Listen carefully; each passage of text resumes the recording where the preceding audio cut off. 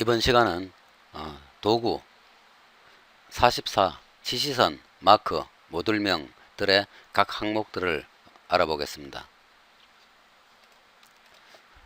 아이콘의 위치는 여기고, 첫 번째 명령은 이 형판의 속성인 이 형판의 그 단품명을 형판명을 둥근 원 안에 써주게 되고, 지시선을 그리고 뒤에 문자를 추가합니다. 선택된 객체가 형광인 경우에는 단품명을 쓰게 되고,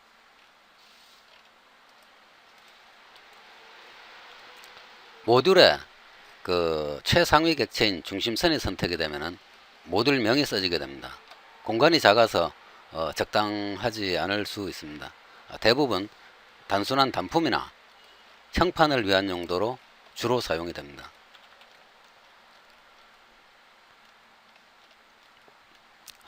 다음은 비슷한 명령인데, 지시선과 둥근 원 안에 단품명만 들어가게 되고, 아까 생성되었던 이 문자는 작성이 되질 않습니다. 형판을 선택하더라도 똑같이 작동이 되게 되고, 다른 객체를 생성하면은 이 객체의 속성을 나타내는 문자열을 그냥 써줍니다.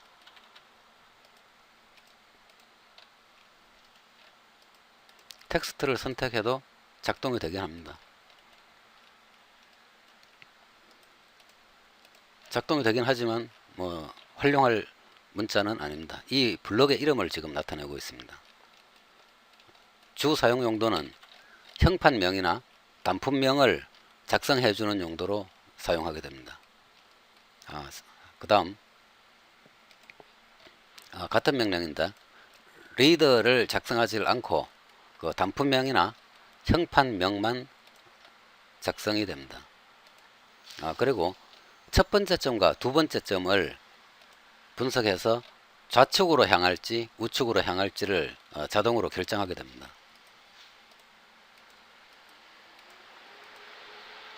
아래 위로는 작동이 동일합니다. 좌우측만 구별하게 됩니다.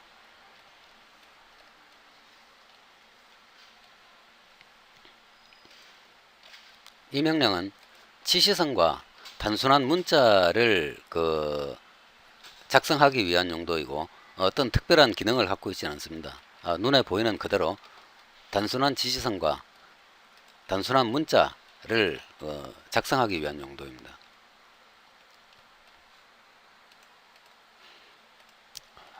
다음으로 이 명령은 HS 스틸 이 분석을 위해서 사용하는 X데이터의 각 항목들을 상세하게 나열하는 명령이 됩니다. 일단 실행을 해 보겠습니다. 기둥의 형광객체를 선택했습니다. 이 기둥의 형광객체를 선택하면 여러가지 데이터들이 포함이 되어 있는데, 맨 위의 줄은 방금 선택된 객체가 형광이고 규격이 300에 300인 것을 나타내고 있고, 두 번째 줄은 분석된 형광 데이터를 나타냅니다. 세 번째 줄은 단품 분석이 되어 있다는 내용을 나타내고 있고, 네 번째 줄은 이 객체가 이 객체에 용접되어 있다는 걸 나타내고 있고, 그러니까 상위 용접 객체가 이게 됩니다. 그 다음 다섯 번째는 현재 선택된 형광이 하위 용접 객체를 여러 개 갖고 있다는 내용입니다. 이 문자 하나하나가 실제 하나하나의 객체들입니다. 다른 객체를 한번 보겠습니다.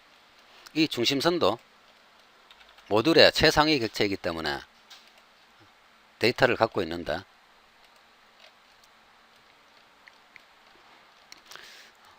첫 번째 내용은 하위 용접이 한 개 갖고 있다는 내용이고, 두 번째 내용은 현재 이 객체가 모듈이고 분석된 모듈인 것을 지금 나타내고 있습니다. 이제 형판을 한번 보겠습니다.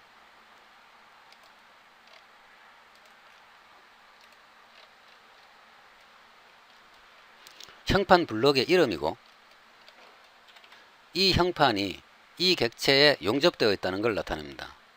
상위 용접이 이 객체로 나오기 때문에 이렇게 모델링 중이나 모델링 후에 실제 데이터 값을 직접 확인하기 위한 용도로 사용이 됩니다. 각 분석 데이터들의 자세한 내용은 별도의 장에서 다시 다루겠습니다.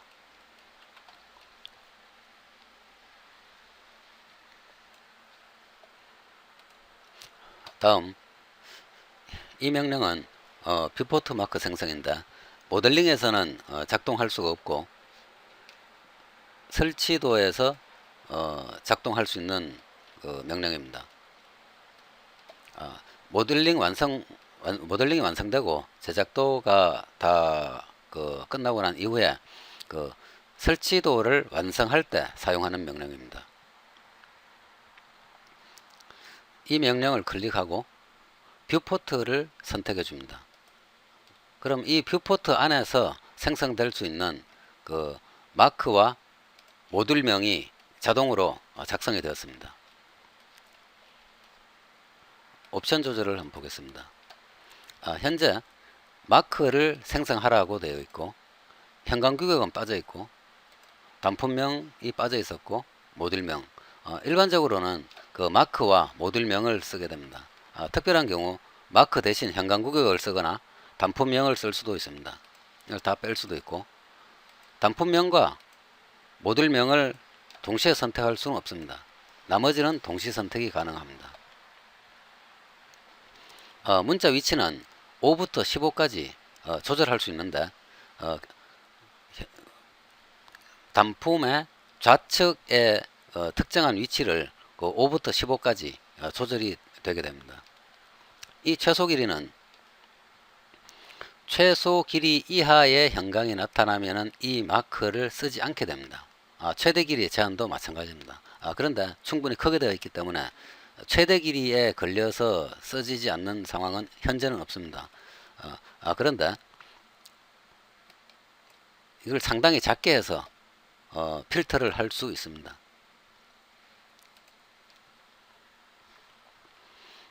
이게 여기까지가 평면 객체를 다루는 명령이고, Z축 객체를 별도로 이렇게 선택해서 사용할 수 있는데, 일단은 꺼두더라도 큰 문제가 없습니다. 일단 이거를 끈 상태로 해보겠습니다. 끄고 표준 설정으로 이렇게 선택하면은 기둥 객체는 마크가 생성되질 않았고 평면 객체들만 작성이 되었습니다. 옵션 조절을 하고 새로 해보겠습니다. 이번에는 Z축 객체를 켜고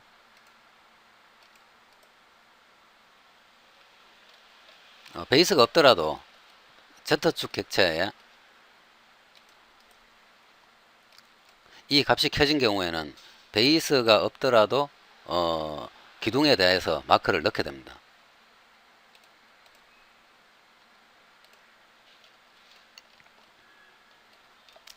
다음은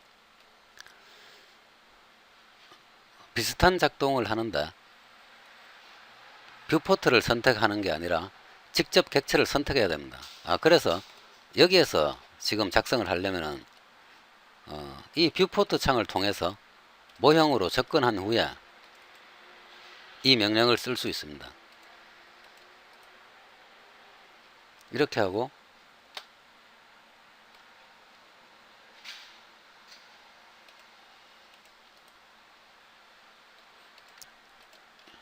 이렇게 하면은 이 명령을 한 것과 유사한 결과를 보이게 됩니다. 그리고 모형에서 작업 중에 이 명령을 쓸 수도 있습니다.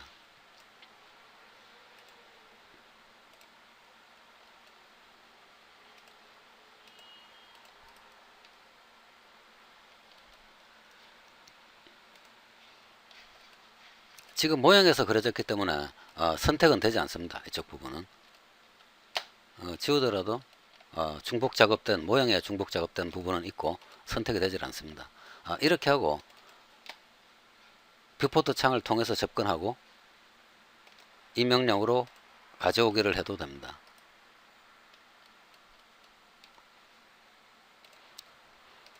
다음 이 명령은 이 명령과 비슷한데 다른 점은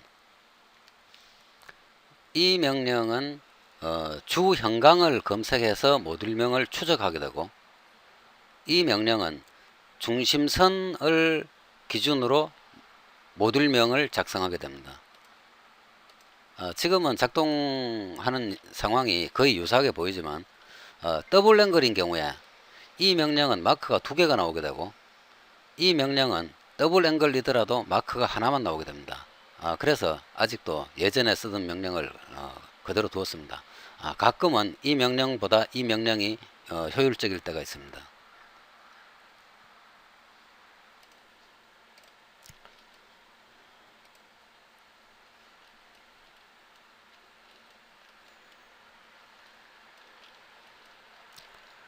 다음 명령은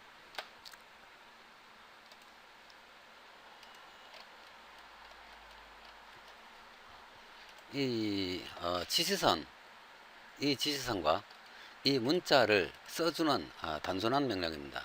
이 명령에 사용되는 용도는 이 작업을 수작업으로 직접 해줄 때 활용이 됩니다.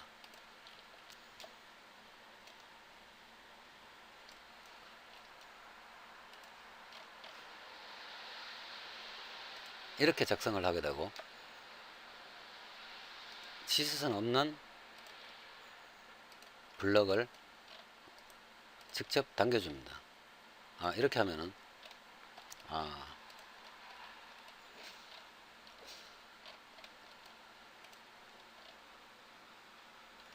선택이 잘못되었습니다. 치수가 선택된 것 같습니다.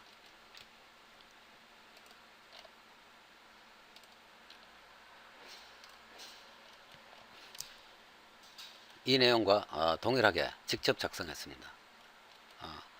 그래서 이 모양에서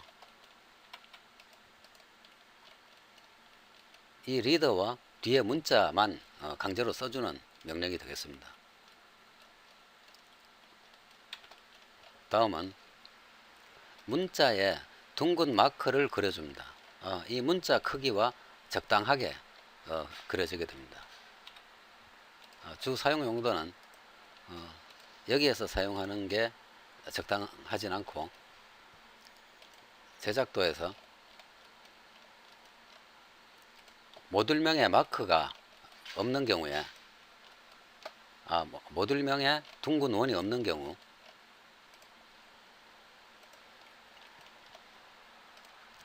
이렇게 범위 선택으로 둥근 원을 추가해 줄 수 있습니다.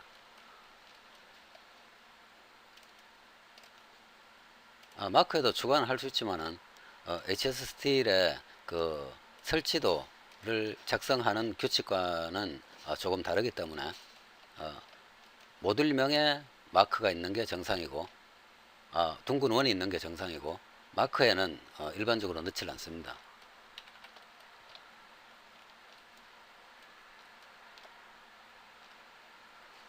이것으로 이 아이콘 그룹에 대해서 설명을 간단히 마치겠습니다.